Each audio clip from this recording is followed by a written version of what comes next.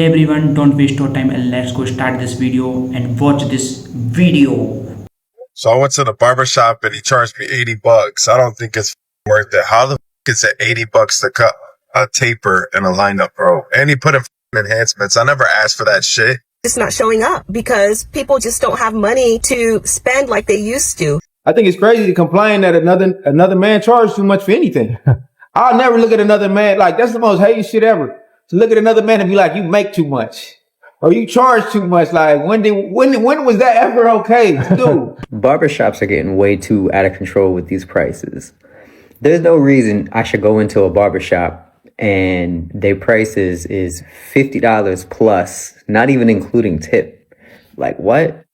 I remember back in like 2018, 2019, I would go to a barbershop and it would be $20 and I'd leave like a $10 tip, $30 max. It's like, what's going on? What happened? And I know, COVID-19, all of that, inflation, but from prices to go from a $20 haircut to a $50 haircut plus, I just don't understand. And a lot of times too, barbers will use enhancements and then try to like sneak it in or add it on. And I mean, like, I appreciate it when my barber does, like, shout out to Juju. He's solid, I don't care. But, a lot of times these enhancements, you'll put it on and like, you'll look good, but I'm gonna go home and wash my hair. Like, I might take 2 pictures with this and then wash my hair, get the cut hair out. So it's going to be gone within like a few hours. So, then on top of it, we paying $50 plus and the haircut is hair. It's hair. It grows back within a week and a half. I got my haircut a couple of days ago and, it's already starting to come back in. And it's like, for $50 every 2 weeks is crazy. $100, that's a bill. That's a bill. Even at, $50, that's a bill. That's why you see me getting my haircut maybe once a month, if that. I started getting my haircut every like 1.5 months, if not 2 months. That's the whole reason that I had grown my hair out in the first place previously. So, it's crazy out here. I don't know. I need Kamala Harris to crack down on barbershop prices or something. Put some, inflation reduction rates on these barber prices because I can't do it no more. There was a time when getting a haircut was one of the easiest expenses to justify. You walked into a barbershop, got a quick cut, paid the bill, and went home. But for many Americans, that experience is changing. Haircuts are getting more expensive. Tipping expectations are becoming part of the conversation, and customers are starting to ask one uncomfortable question: is a simple haircut really worth this much money? Walk into different barbershops today and you can find dramatically different prices depending on the city, neighborhood, and type of service. A basic haircut that once felt inexpensive can now become a much bigger expense after adding extras and a tip. For someone getting a haircut every few weeks, those costs can add up quickly over an entire year. And when customers are already dealing with expensive groceries, rent, insurance, gas, and other everyday bills, personal grooming can become one of the places where people decide to cut back. But there is another side to this story. Barbers are not necessarily raising prices simply because they want to charge customers more. Running a shop comes with its own expenses. Rent, utilities, equipment, supplies, business insurance, taxes, and other operating costs can put serious pressure on small businesses. Then there is the barber's time and skill. A good haircut is not just about picking up a pair of clippers. It takes training, experience, precision, and time. So while customers may look at the final price and think it is too expensive, barbers may look at the same number and say they are simply trying to stay in business. Everybody thinks that I'm against the booth rent commission model and all that. They think I'm just anti-booth rent. But let's talk about this for a second. Here's what I'm actually against. I think the booth rent model is dead because suites have killed it. It's not a commission thing. This is booth rent is dead. Because I'm going to ask you, why would you go to a booth rent shop when you can go get your own suite for the same price?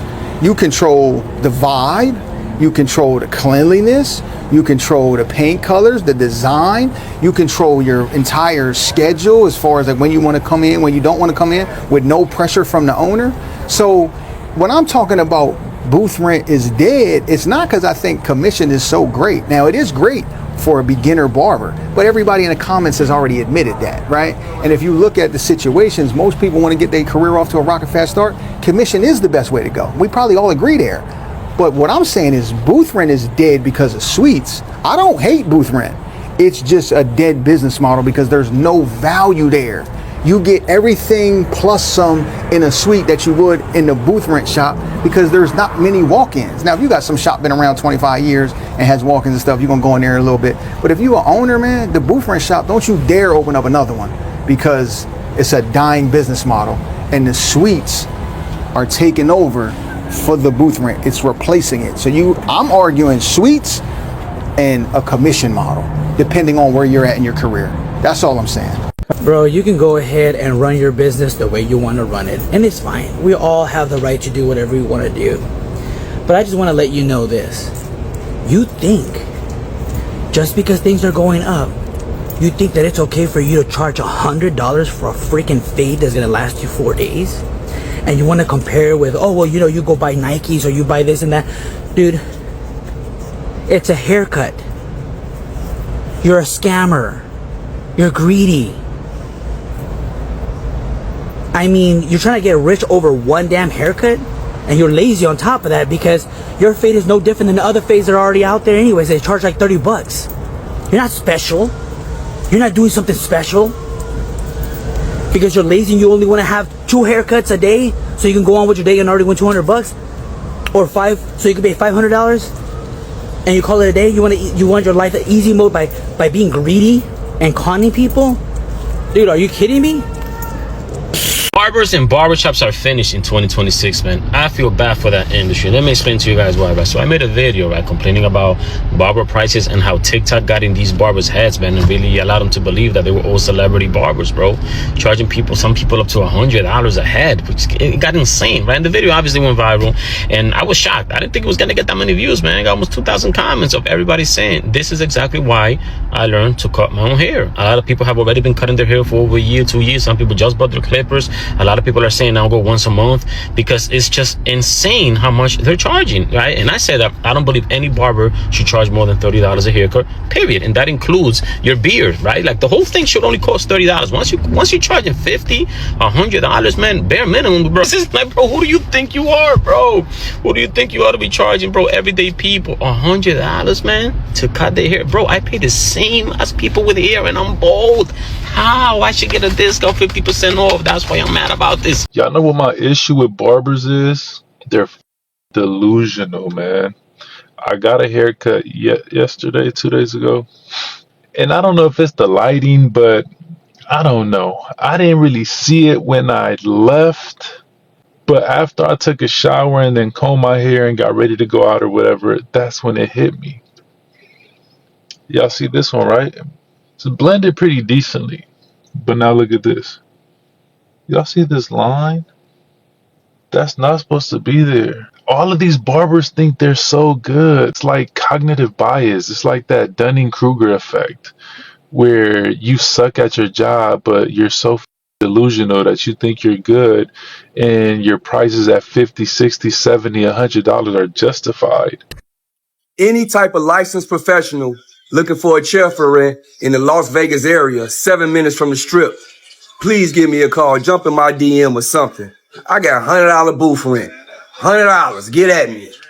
This is why a haircut ain't $20 no more. One, this clipper, $80, blade, $50. Shaver, $90. Master clipper, $60. Blade, $100. Fabulous trimmer, $80. Blade, $40.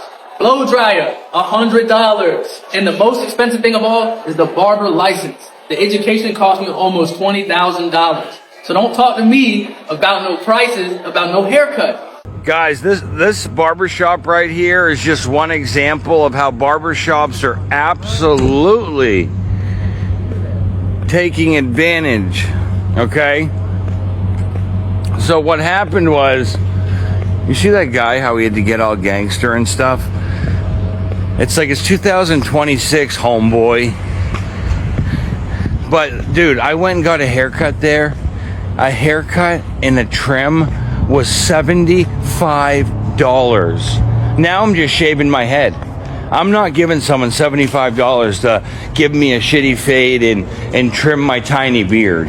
That is highway robbery. My entire life, you went to a barbershop, you paid $25, you gave him a $5 tip, or you paid $30 and you gave him a $5, whatever. It was never more than $40 with the tip.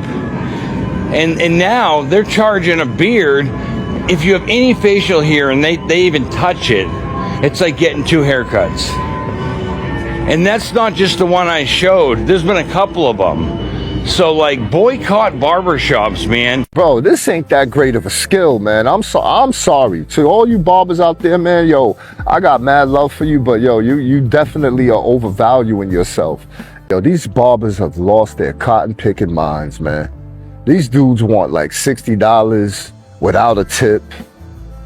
And I'm sitting there like, you know, I'm willing to go 40. I might even go 50 with the tip if you do a really good job, but you cannot start off with no $60, man. Y'all done lost your mind, okay? They're talking about their value and their worth, and maybe you don't fit in over here. Maybe you should get somebody that you can afford their value. I'm like, these are the most divaed out, this is the most divaed out profession that I've encountered since, you know, hairdressers. I guess there was a thin line. Back in the days, I mean in the 80s, when we were young kids, me and my little crew, man, 5 of us, man, and we wanted to stay fresh. So we'd go get, you know, we go to our barbershops. Back then, man, you could get a cut for $5, man, $8, $10. Max, man, you go to the barber school, let them experiment on you, man. That's what poor black kids did in my hood. I understand inflation and you got to get your money. But barbers, y'all getting out of control with these prices. I had to go to 3 barbershops. The first 2 was talking about charging me $80 for a 1.5, a high taper, and a beard trim. You serious? The last guy charged me $40, which was cool. I don't mind paying that. And I slid him a tip. So it came out to like $50. And the shit came out clean, you feel me? But $80? Yeah, crazy. Never in my life. I don't care how bad the economy is. I ain't never paying that much. Barbers, I don't care if you come in 1 day a week. I don't care if you go on vacation for a month. I don't care what you do with your time as long as you pay your booth rent on time. Going on vacation is not a reason to not pay your booth rent. Like, you have money to go to Miami for 2 weeks, but you don't have the $300 that you owe the barbershop for booth rent? That's not how this works. Barbers think because they're not at work or they didn't decide to work that week that they shouldn't be paying their booth rent. No, that is a you problem. And chances are, if you don't pay your booth rent before you decide to go on vacation or take time off, you won't have a booth to rent by the time you return. At least not in my shop, I promise you. Like, yeah, no, y'all bugging. Like, the barbershop owner just supposed to take the hit because you decided to go on vacation? I don't think so. Pay your booth rent and be responsible and handle your business. If not, go open your own. The tough part about opening a barbershop in a small town or a small city is finding barbers. I opened up a barbershop in Natchitoches, Louisiana, and like I said, like, there's no barber. The barber culture in Louisiana is like so far behind, like it's almost non-existent. I will say this, I kind of feel like I've been having to create that culture and that atmosphere here in Louisiana, and I kind of have been having to be the new wave of pioneers for barbers here. And I know that sounds a little arrogant, but it's the truth. Like, I think I brought a whole new wave because, you know, like, we do have like those traditional like older barbers here. We also have those we have the unprofessional barbers is the best way that I can explain it. And the reason it's like that is because there's not really any young kids trying to get into this industry yet. Like, here, whenever you're in high school and you're about to graduate, the main thing like people are wanting to do is like welding, going to the oil rig, anything but barbering. And to top it off, there's not really a barber school around here. Like, there's a few, but you know what I'm saying? Like, yeah, I don't personally think that they do a good job of portraying the true industry and showing them the true success that they can reach as a barber. Now, of course, here in Louisiana, we have this program called apprenticeship. So you're able to go work under a licensed barber and essentially do your schoolwork and build up your clientele at the same time. And that's how I was able to get my license. Another guy that works with me, he did an apprenticeship through me. He was able to get his license to where now he took in another apprentice.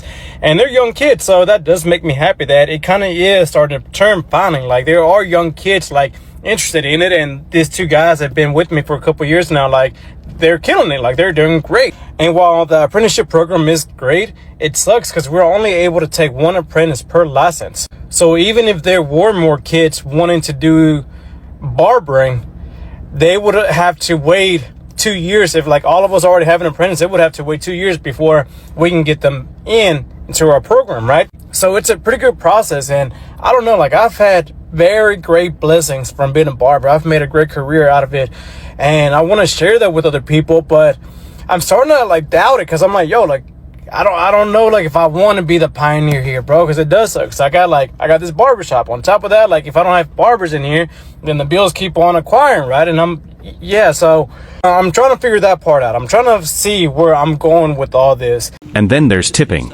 This is where the conversation gets even more complicated. Customers are increasingly debating how much they should tip for services that already come with a significant price tag.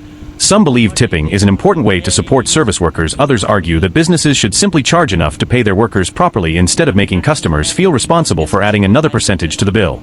There's no universal answer, but one thing is obvious: customers are becoming much more conscious of the final amount they pay. And when prices go up, people usually start looking for alternatives. Some customers are spacing out their appointments, others are learning to cut their own hair at home or asking friends and family for help. Budget-friendly haircut chains and discount services can also become more attractive when consumers feel that traditional barbershops are too expensive. For barbers, that creates a difficult challenge. They need to charge enough to make a living, but they also need to keep customers coming through the door. And that balance is becoming harder in an economy where consumers are watching every dollar. The barbershop debate is really part of a much bigger conversation about the cost of everyday life. When almost everything becomes more expensive, people start asking themselves which expenses are necessities and which ones can be reduced. Barbers deserve to earn a fair income, and customers deserve to feel that they are receiving good value for their money. So hey, race the question: how much would you personally pay for a regular haircut, and at what price would you finally say that's too expensive? Let us know your number in the comments, because this debate is clearly not going away anytime soon. And this video is made for entertainment purpose only. Like and follow and subscribe and comment this video. An interesting part in the video, please comment and like, follow please. Thank you.